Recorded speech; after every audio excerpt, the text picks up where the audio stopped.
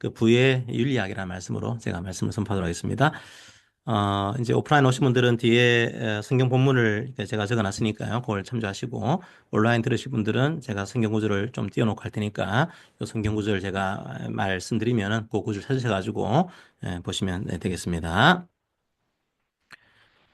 자, 오늘은 좀 돈에 대한 말씀을 좀 드리도록 하겠습니다. 참 설교하기가 쉽지 않은 주제죠. 예, 주제 안 주죠. 특히 성도들이 이 돈에 대해서요, 좀 양가적인 감정을 가질 때가 많습니다. 뭐돈 참 필요하죠. 그러니까 일상생활 하기 위해서는 돈을 벌어야 합니다.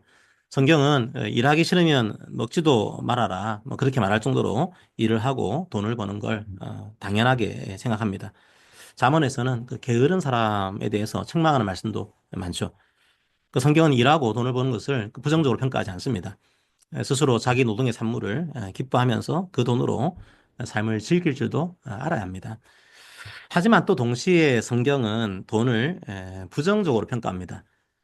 정확하게는 돈을 사랑하는 걸 부정적으로 평가합니다. 심지어 이 돈을 사랑하는 것을 일만하게 뿌리다 이렇게 말할 정도죠. 얼마나 그 돈이 강력한지 돈을 그 신으로 묘사합니다. 그 만몬이라고 하죠. 그 만몬과 하나님을 동시에 섬길 수 없다고 말합니다. 사실 우리는 이 두 가지의 말씀을 동시에 갖고 있습니다. 그래서 이 두 말씀의 균형을 잡는 것이 되게 중요합니다. 균형을 놓치는 순간 넘어집니다. 오늘 본문도 마찬가지입니다. 균형을 놓치는 순간 실족할 수 있습니다. 참 오해하기 쉬운 본문이에요. 자, 한번 그 4절, 5절이 있는데요. 한번 4, 5절을 다 같이 한번 제가 본문을 적어 놨으니까 한번 다 같이 한 목소리로 4, 5절을 읽어보도록 하겠습니다. 자, 시작.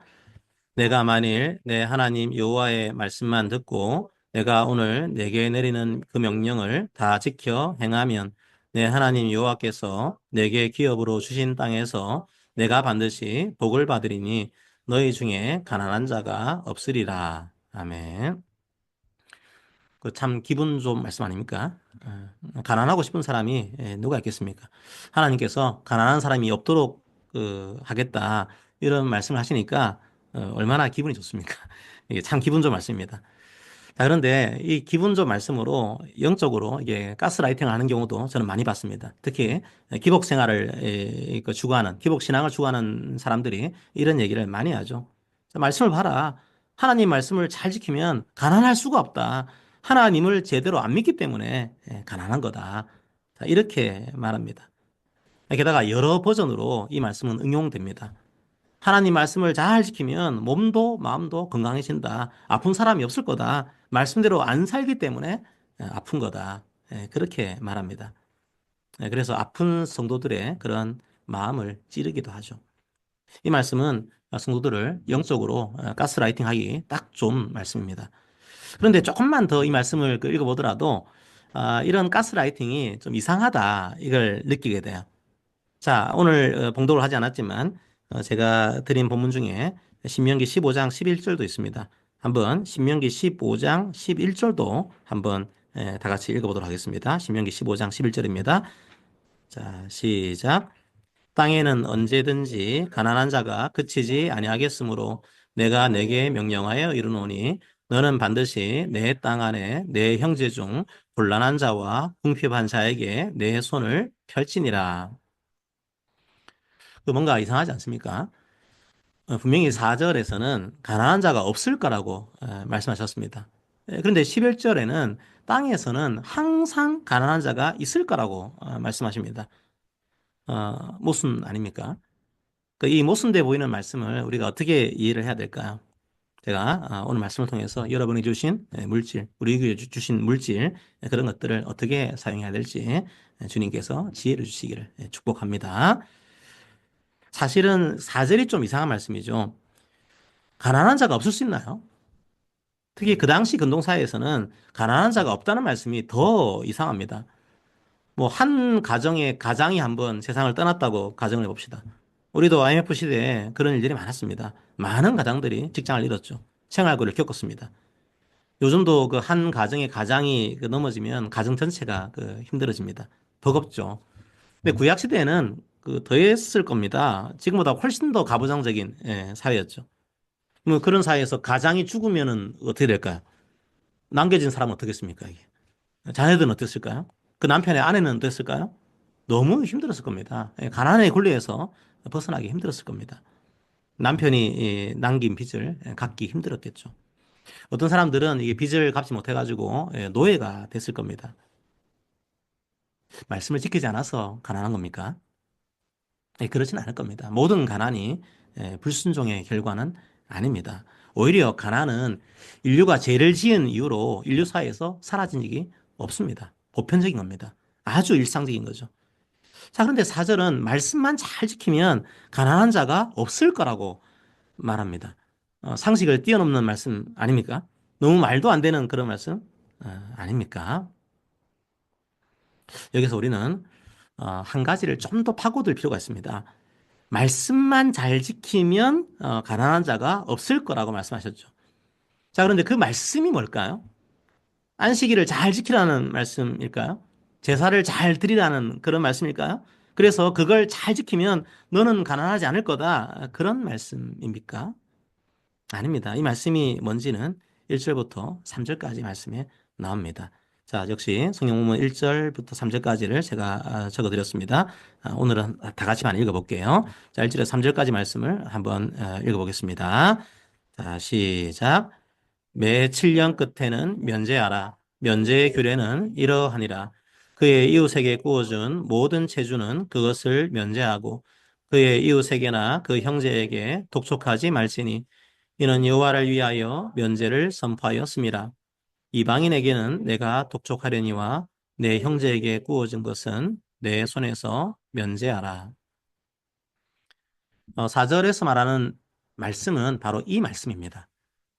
모세의 율법을 보게 되면 안식년이라는 게 있습니다. 그 안식년이 되면은 모든 피조물에게 안식이 찾아옵니다. 자유가 찾아오는 거죠. 땅도 쉽니다.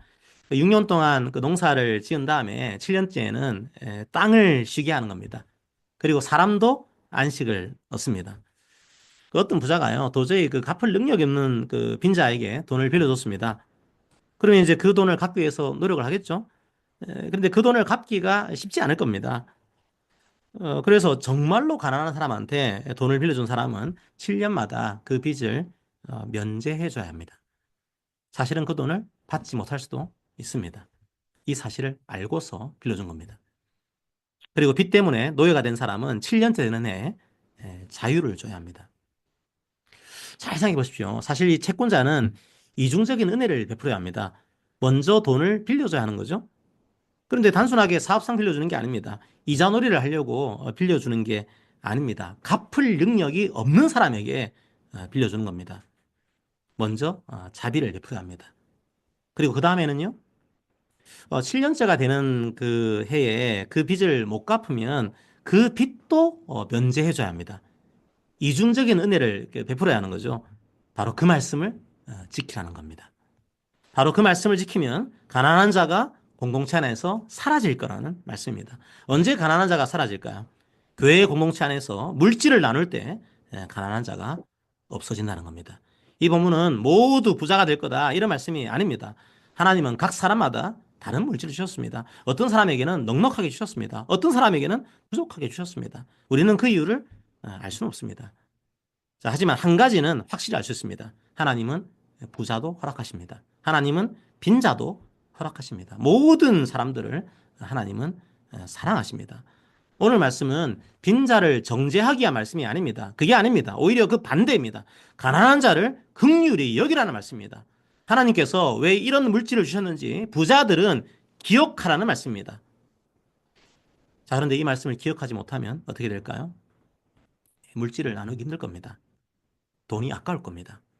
다 자기가 번 돈 같은데 왜 그 돈을 가난한 자를 위해서 나눠야 하는지 아까울 겁니다. 자, 그리고 어떻게 할까요? 7년째가 다가올수록 돈을 빌려주지 않을 겁니다. 정말로 힘겨워하는 형제에게 아무런 도움도 주지 않는 거죠. 자, 왜냐하면 7년째가 되면 빚을 면제해줘야 되기 때문이죠. 자, 이게 돈을 빌려주고 난 다음에 7년째를 말하는 게 아닙니다. 달력상의 7년째를 말합니다. 모든 사람에게 7년째는 똑같은 시기에 돌아옵니다. 자, 그러다 보니까 그 6년째쯤이 되면 정말로 가난한 사람, 정말로 갚을 능력이 없는 사람에게 돈을 빌려주기 싫은 거죠. 정말로 시급한 사람한테 돈을 빌려주기 싫은 겁니다. 그렇지 않겠습니까? 그런데 하나님께서는 뭐라고 말씀하십니까? 자, 구절을 봅시다. 자, 구절을 함께 역시 구절을 읽겠습니다. 시작. 삼가 너는 마음에 악한 생각을 품지 말라. 곧 이르기를 일곱째 해 면제는이 가까이 왔다 하고 내 궁핍한 형제를 악한 눈으로 바라보며 아무것도 주지 아니하면 그가 너를 여호와께 고소하리니 그것의 내게 죄가 되리라. 그 말씀을 잘 보시면 가난한 자를 향해서 말씀을 안 지키고 뭐 했어? 그렇게 말하는 게 아닙니다. 말씀을 안 지키고 사니까 가난하지. 그런 말씀이 아닙니다. 왜 말씀을 안 지켜? 그건 죄야. 부자들에게 말하고 있는 겁니다. 왜 그 물질로 긍휼을 베풀지 않니? 그거 내가 명령하지 않았니? 그래야 가난한 자가 없어질 거라고 하지 않았니? 그런데 왜 말씀을 안 지키지? 바로 그게 죄란다. 부자들에게 그렇게 말하고 있는 겁니다. 근데 솔직히 그 당시 부자들은 조금 그 억울하지 않을까요? 아니, 그 물질 좀 나누지 않았다고 그게 죄라니요. 너무 심하신 것 아닙니까? 뭐 그렇게 말할 수도 있지 않을까요? 왜 이렇게 강하게 성경은 말하고 있을까요? 칼빈의 말이 좀 도움이 될 것 같습니다. 왜 우리 주변에 가난이 있을까요? 칼빈이 이렇게 말을 합니다. 그리스도인들에게 물질도 하나님의 은혜다. 그걸 기억하도록 하기 위해 가난을 허용하셨다. 왜 이 말씀을 지키지 않은 것을 죄라고 하셨을까요? 왜 나누지 않은 것을 죄라고 하셨을까요? 바로 우리에게 주신 물질이 은혜라는 것을 잊어버렸기 때문입니다. 성도 여러분, 지금은 그 은퇴를 하셨는데요. 그 양낙훈 교수님이라는 신학 교수님이 계십니다. 그분이 돈에 대해서 쓴 글이 있는데 그걸 제가 읽은 적이 있어요. 저는 그 책이 참 균형 잡힌 책이다 이렇게 생각합니다. 돈을 어떻게 대해야 할까요? 우선 만족할 줄 알아야 합니다. 그리고 즐길 줄 알아야 합니다. 그리고 나눌 줄 알아야 합니다. 자족하고 향유하고 나누라. 그 교수님이 돈에 대해서 성경을 연구한 결과물입니다. 성도 여러분, 성경은 일하고 돈을 벌라고 안 합니다. 게으르지 말라고 말합니다. 열심히 돈을 버는 것 나쁜 것 아닙니다. 하지만 무엇보다 그 물질이 하나님의 은혜라는 것을 알아야 합니다. 그래서 자족하는 법을 배워야 합니다. 동시에 즐기는 법도 배워야 합니다. 그리고 무엇보다 나누는 법도 배워야 합니다.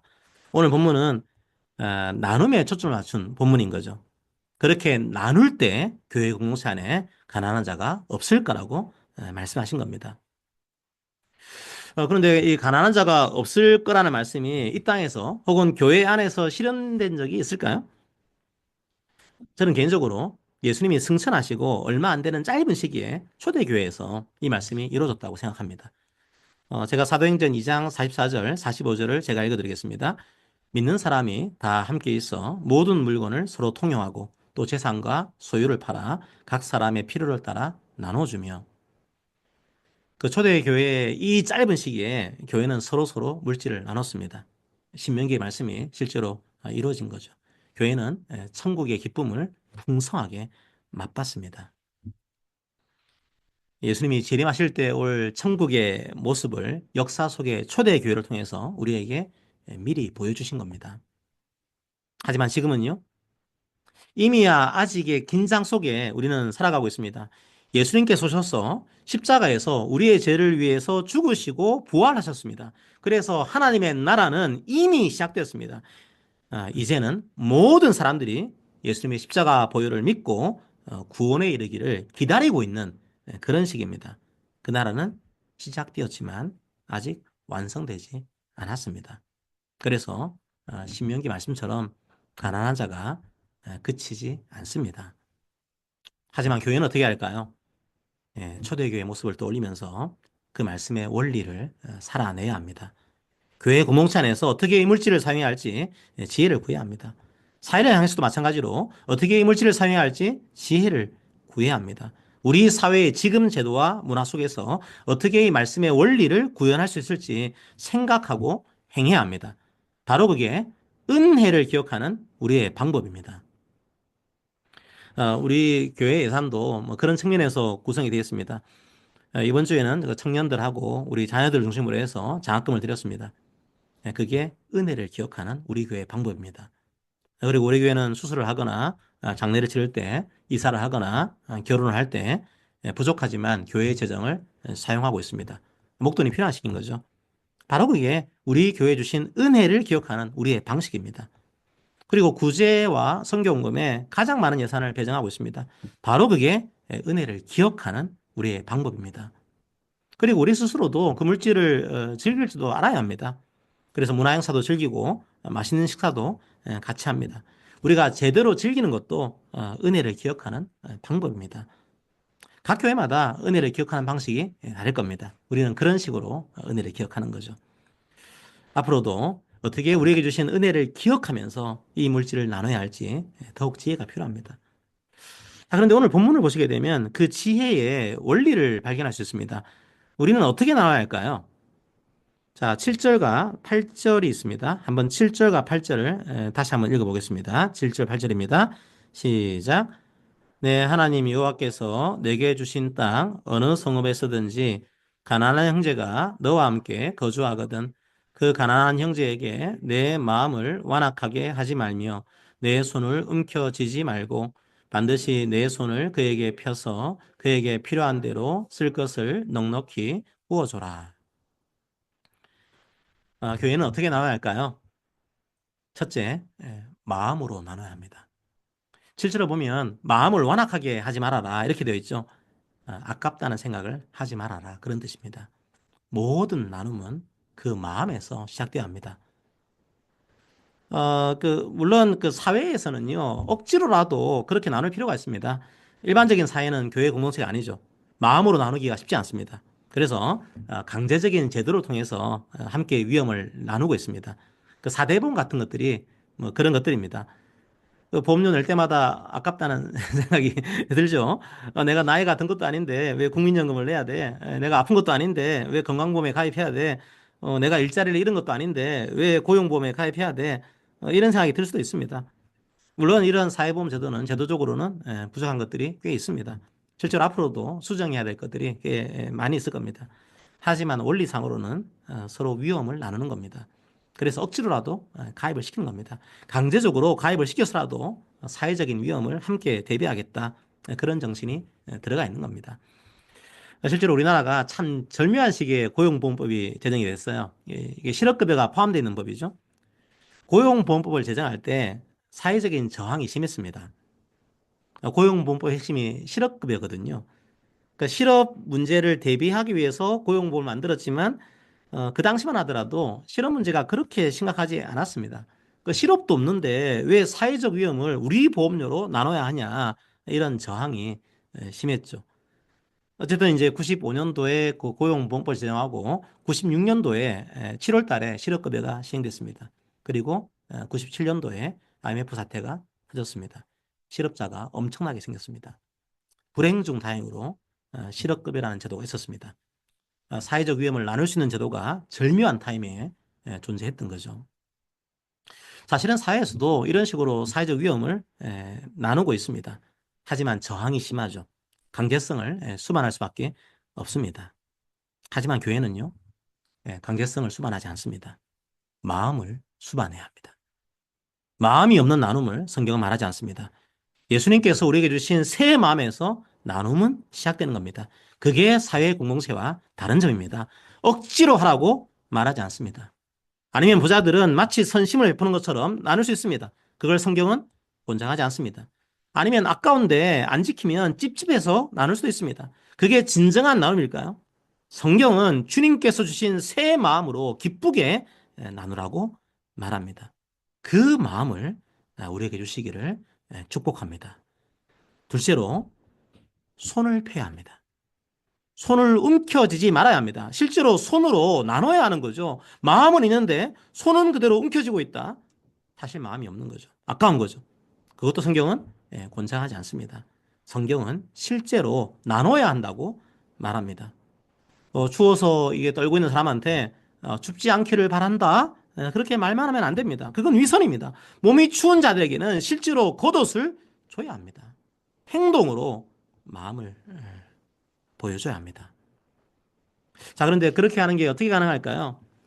마지막에 등장하는 것이 바로 눈입니다. 10절에는 눈이 나옵니다. 눈은요, 관점을 말합니다. 세계관을 말합니다. 마음이 바뀐 사람들은 세계를 바라보는 관점이 바뀝니다. 하나님 나라의 관점에서 세계를 보는 거죠. 그리고 그런 자들이 마음으로 그리고 손으로 나눌 수 있는 거죠. 우리 모든 성도들이 그렇게 마음으로, 손으로, 그리고 눈으로 나눌 수 있게 되기를 축복합니다. 또 여러분, 오늘은 제가 부의 윤리학 이런 그 제목으로 성경 본문을 나눴습니다. 열심히 일하시고 돈을 버십시오. 하지만 그렇게 버신 물질이 은혜라는 것을 기억하십시오. 그래서 만족하시고 즐기십시오. 무엇보다도 나누십시오. 마음으로 나누십시오. 손으로 나누십시오. 그리고 눈으로 나누십시오. 그때 주님께서 십자가로 허락하신 진정한 안식의 해가 우리의 마음에 경험될 것입니다. 그 은혜가 우리 교회 가운데 그리고 우리 모든 성도들 가운데 가득하기를 축복합니다. 아멘. 자, 시간 이 말씀 기억하면서 찬양하기 원합니다.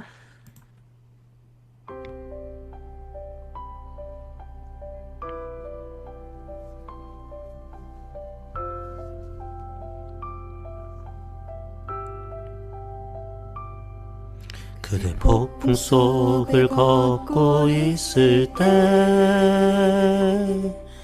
비바람을 마주해야 할 때 불빛조차 보이지 않아도 그대 혼자 걷지 않을 거예요. 두려움 앞에서 하늘을 보아요. 외로운 그대여 걱정 마요.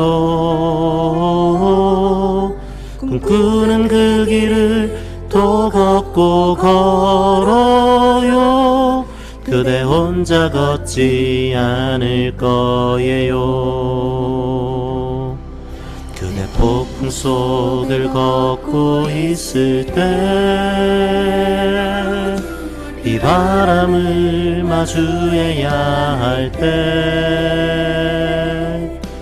불빛조차 보이지 않아도 그대 혼자 걷지 않을 거예요. 두려움 앞에서 하늘을 보아요. 외로운 그대여 걱정 마요. 꿈꾸는 그 길을 또 걷고 걸어요. 그대 혼자 걷지 않을 거예요. 그대 폭풍 속을 걷고 있을 때 비바람을 마주해야 할 때 불빛조차 보이지 않아도 그대 혼자 걷지 않을 거예요. 두려움 앞에서 하늘을 보아요. 외로운 그대여 걱정 마요. 꿈꾸는 그 길을 또 걷고 걸어요. 그대 혼자 걷지 않을 거예요. 두려움 앞에서 하늘을 보아요. 외로운 그대여 걱정 마요. 꿈꾸는 그 길을 또 걷고 걸어요. 그대 그대 혼자 걷지 않을 거예요. 두려움 앞에서 하늘을 보아요. 외로운 그대여 걱정 마요. 꿈꾸는 그 길을 또 걷고 걸어요. 그대 혼자 걷지 않을 거예요. 그대 혼자 걷지 않을 거예요.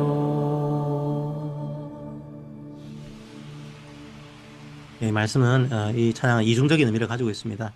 우리가 외로울 때 주님께서 우리와 함께 걸어가십니다. 그 사실을 믿으면서 나아가라는 얘기입니다. 동시에 주님께서 우리를 위해서 함께 걸어주시는 것처럼 우리도 외로운 이와 함께 걷는 삶을 살아야 합니다. 주님께서 이 땅에서 우리가 예수님의 삶을 본받아서 그들과 함께 걸어가라, 나누어라 말씀하시는 그런 찬양으로 저는 받아들입니다. 예수님이 우리와 함께 걸어가셨던 것처럼 우리도 우리 이웃들과 함께 걸어가는 우리 교회가 되기를 축복합니다. 함께 오늘 말씀을 기억하면서 기도하기 원합니다. 자, 기도합시다.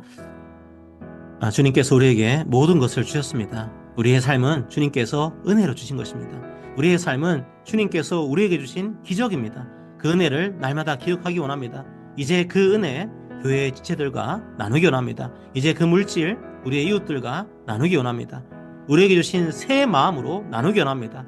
움켜쥐고 있던 우리의 손을 펴서 나누기 원합니다. 우리의 눈을 열어 나누기 원합니다. 그때 우리에게 참된 안식이 임함을 믿습니다. 7년마다 다가오는 안식의 해가 우리의 일상이 되기를 원합니다. 성령 하나님께서 인도해 주시기 원합니다. 함께 이 말씀을 기억하면서 기도하기 원합니다. 기도합시다. 서로 권면이 뒷부분에 있습니다. 서로 권면을 함께 권면하도록 하겠습니다. 함께 읽습니다. 사랑하는 성도 여러분, 주께서 우리에게 주신 은혜를 기억합시다. 이제 우리도 그 은혜를 나눕시다. 우리의 마음으로 나눕시다. 우리의 손으로 나눕시다. 우리의 눈으로 나눕시다. 그래서 주께서 주시는 참된 안식을 누립시다. 아멘. 자, 금주의 말씀은 신명기 15장 7절에서 8절까지 말씀입니다. 말씀도 같이 봉독하도록 하겠습니다. 함께 읽습니다. 내 하나님 여호와께서 내게 주신 땅 어느 성읍에서든지 가난한 형제가 너와 함께 거주하거든 그 가난한 형제에게 내 마음을 완악하게 하지 말며 내 손을 움켜쥐지 말고 반드시 내 손을 그에게 펴서 그에게 필요한 대로 줄 것을 넉넉히 부어주라. 아멘.